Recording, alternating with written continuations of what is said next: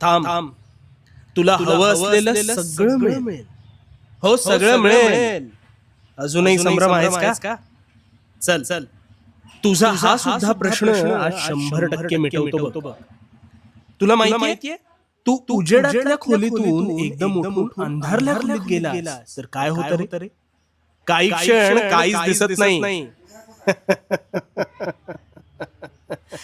म्हणजे डोळ्यासमोर असा गडद अंधार होतो ना, पण काही क्षणातच हळूहळू न दिसत असलेल्या गोष्टी नकळत दिसू लागतात. हो ना?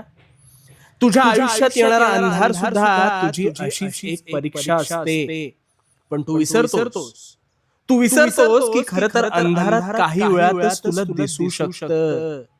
पण तू त्यातून वाट काढण्याचा नाही, तू त्यापेक्षा जास्त अंधाराचा म्हणजेच आलेल्या संकटाचाच अधिक विचार करतोस. आणि मग लगेच कावरा